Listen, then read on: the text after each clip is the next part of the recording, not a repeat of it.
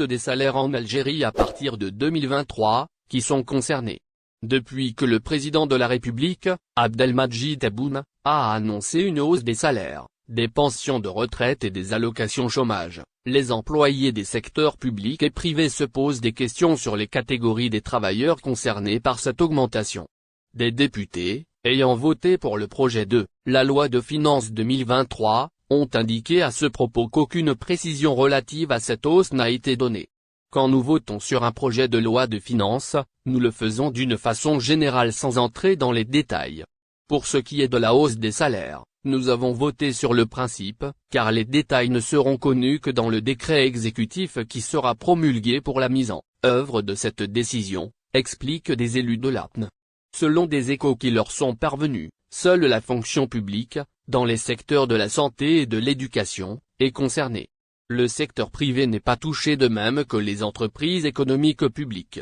Car ces dernières peuvent négocier la hausse des salaires dans le cadre de leur convention collective, précise-t-il.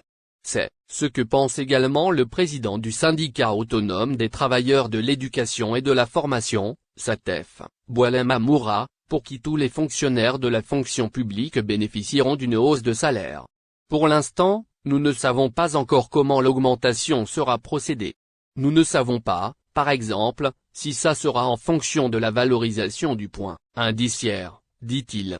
Le président du syndicat national des praticiens de santé publique, SNPSP, Lim Rabet, confie ne pas avoir, lui non plus, tous les éléments en main. Ce n'est pas encore très visible.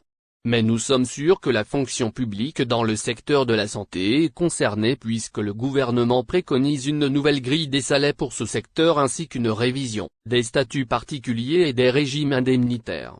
Il ne peut y avoir d'augmentation sans une révision de la grille de salaire, rapporte-t-il. Le 8 mai du patronat. Du côté du patronat, la présidente de l'Organisation nationale du patronat et des entrepreneurs, OMP, Samia El Maklouf, a estimé que le secteur privé sera également bénéficiaire de cette augmentation. Du moment que c'est le chef de l'État qui a pris cette décision, l'on s'attend à ce que tout le monde en profite, secteur public comme secteur privé. En ce qui nous concerne, nous approuvons cette initiative pour protéger le pouvoir d'achat des Algériens et nous sommes prêts à adhérer à cette démarche. Seulement, si la hausse touche le SNMG, nous aurons besoin d'un soutien de la part de l'État, indique-t-elle. Si l'État décide d'augmenter le SNMG, explique-t-elle, et afin de ne pas mettre les entreprises fragiles en difficulté financière, une aide de la part des pouvoirs publics est souhaitable. Nous comptons plus de 40 000 PME qui sont en difficulté. Nous sommes pour la hausse des salaires, mais nous souhaitons que l'État nous soutienne en termes de marché, de fiscalité et de crédit bancaire.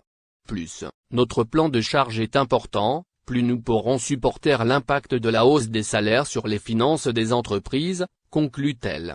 Contacté pour avoir des précisions sur la hausse des salaires, le département de la communication du ministère du Travail, de l'Emploi et de la Sécurité sociale a indiqué que cette décision, étant prise par le chef de l'État, seul le premier responsable de ce secteur peut se prononcer sur cette question. La France compte des centaines de milliers d'étrangers en situation irrégulière, notamment de nombreux Algériens. De plus en plus, la régularisation des sans-papiers devient difficile dans ce pays où des politiques tentent de rendre difficile la régularisation de la situation des étrangers en situation irrégulière. Cela devient donc de plus en plus difficile de bénéficier des titres de séjour pour les dizaines de milliers de sans-papiers algériens vivant dans des conditions précaires. Deux manières principales d'obtenir la nationalité française.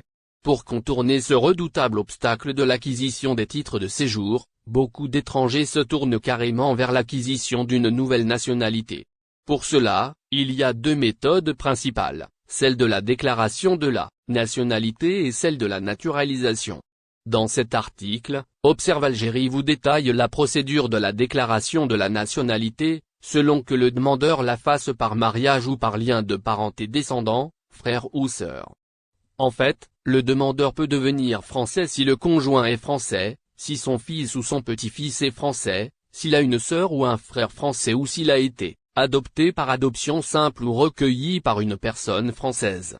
La déclaration de nationalité par droit du sol est traitée dans un autre article. Un Algérien marié à une Française peut demander la nationalité. Donc un Algérien, ou un étranger en général, peut demander à devenir français par déclaration de nationalité s'il est marié à une Française. Cela s'applique bien entendu à l'Algérienne, mariée à un Français et intéressée par l'acquisition de la nationalité française. Dans ce cas, c'est toute une procédure accompagnée de la constitution d'un dossier lourd pour les bras. Et surtout, il y a des conditions à remplir pour acquérir la nationalité française par déclaration de mariage. En fait, les conditions ne sont pas nombreuses, mais elles risquent d'être éliminatoires. La première condition, c'est que le conjoint français doit avoir la nationalité française le jour de son mariage avec le demandeur. Il doit aussi avoir conservé la nationalité française depuis la date du mariage. C'est ce qui est écrit noir sur blanc sur le site du gouvernement français, plus précisément sur le site consacré aux services publics. Aussi, si le mariage a été célébré en dehors du territoire français, il doit être transcrit sur le registre de l'état civil français. Si le demandeur de la nationalité française par déclaration se trouve sur le territoire français, il doit être en situation régulière, c'est-à-dire qu'il doit avoir un titre de séjour en cours de validité. Sauf s'il détient la nationalité d'un pays de l'espace économique européen, EI, ou de la Suisse. De plus, il ne doit pas avoir fait l'objet d'un arrêté d'expulsion ou d'une interdiction du territoire français toujours en vigueur. Et ce n'est pas fini.